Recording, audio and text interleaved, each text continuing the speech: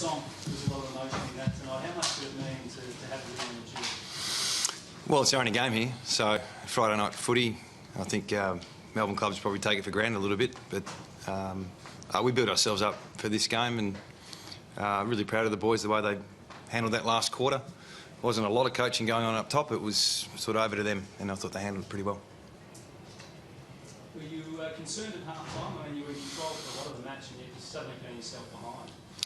I was concerned, always concerned, but the fact is Richmond are a good side, so they've got some talented players and they play to a pretty good system. So it seemed to be there for a while, two goals for us, 2 goals for them, and it was a little bit of game of momentum there for a while. And we lost it towards the end of the first quarter and we lost it towards the end of the second quarter. So I wasn't panicking, but I was concerned about how the game was trending. You seem to have control of the bounces most of the night. Did you feel that in the coach's box? Yeah, it felt like that. It felt like Richmond were probably transitioning a little bit better than us at stages with their rebound. But the supply was sort of there. I think the second quarter might have only had 11 inside 50s, but I thought for the most part, with Nick in particular doing what Nick does, gives us an opportunity to be first on the ball. So you're 9-3, best percentage in the comp. Are you kind of pinching yourself a little bit about how well things are going? Not really, no. No, we try and win every week, and we take what's in front of us, and the boys aren't surprised. Are you pleased with the way the back line stood up for obviously the tall Richmond three-pronged attack? The guys sort of seemed to do pretty well, even though some of the smaller guys had to man some of the big ones at night. Yeah, they've been doing it all year. Our defenders have been working together as a unit really well. I don't think it's going to work for us every week. We're going to get exposed at some stage, but they're finding a way to help each other, and sometimes they're stuck one-on-one, and sometimes they'll lose contests. But I think the effort and the system that they're playing at's giving us every chance, with probably some limited tools down there. And we lost Scully late in that last quarter, and Gov was a bit sore as well. So I thought bringing Elliot Yeo back helped in that last quarter. How bad is Schofield? I don't know. Yeah, he's not good enough to come back on. So Actually, was it? I think it's a glute or something. Yeah, a glute. So I couldn't even tell you how long he missed with a glute.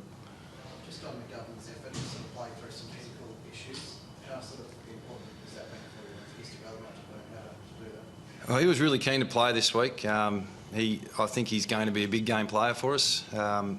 But his body's a bit banged up. He's going to enjoy the break. He's been carrying the load along with Scully with our tools, and he's finding a way to get up most weeks, but it was touch and go there for a while. 2 6-day breaks, a couple of travels in there, so he's going to manage himself really well in the next 2 weeks. Xavier Ellis tonight was a bit of the old X-factor back in some ways. Yeah, well, we think he's an important part of our side. We've just got to get him up and about and available. So that was his second game back. We were a little bit more patient in bringing him back through East Perth, and he played 3 games there and earned his spot. He's a bit rusty last week, but tonight I thought he worked really well with the back six. The holding the ball rule, was that confusing? I mean, there was a free kick against Michael Cryer, and there seemed to be the one where I think Rance got one for him for Kennedy, obviously. Yeah, I think it's a real challenge for the umpires. So I think there looks to be a little bit of confusion from everyone, players, umpires, coaches in particular. So I'm hoping it's just a teething thing and they'll work it out sooner or later, or our players sort of adapt. I just hope we don't change any more rules midstream.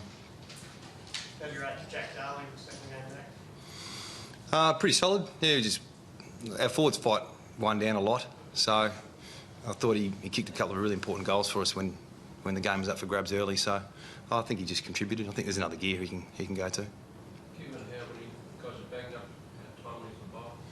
Pretty timely. Yeah, they're going to enjoy it. Yeah, I thought our fitness department worked really hard to get them available. We planned this a fair way back. We knew it was going to confront us, so they'll enjoy the break and come back fresh. Just on that, he's dominates in a ruck. This last few weeks, is this the best league he's played on you? I don't know.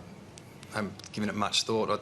I think he's been important. Coming from another club, I know you've got to prepare to play against Nick. You know, that's a benefit for us, that you've got to sometimes change what you normally do in your way because you've got someone like Nick who's so unique. So I think the possessions and the marks that everyone carries on about are obviously secondary to us, and what he provides in and around the contest is really important for him. So I'm glad he's in our side. Possible criticism had a better year this year than last. Maybe, yeah. All of his numbers suggest that. So he's improved every year for the last 6 years. So I think every stat, if you looked at it, he'd probably just jump up 5 to 10%. So I'm sure there's a ceiling there somewhere, but at the moment he's playing pretty good footy. Was Jamie pretty? He's a bit sore, yeah. I'm not even sure what do you have? Corky, of course. He looked a bit sore all day, so we subbed him out in the start of last quarter. Duggan as the sub, what was the reason behind starting him there? He's a first-year player. He's played a lot of football. Our way is probably not to cook our players, and Jackson Nelson we've managed as well, and just think the last couple of weeks Duggo's just battled along a little bit, so starting him as sub allows him to get a really good break now. So we're really happy with what we've got with our kids we've drafted this year, but we don't expect them to carry the load all year. And knowing they're at the break, do you reassess anything or reset goals for the second half of the year? We just want to improve from last year, to be honest. We won 11 games, so that's our goal to get past that. We finished off a good block. We're still developing and we've still got some improvement to go. And we're going to get exposed at some stage, and we're going to learn some valuable lessons as we go, but we just want to improve and keep developing our list. So until we do that, get past those 11 games, I'll start worrying about finals once we qualify, I suppose. Thank you. Thanks, guys.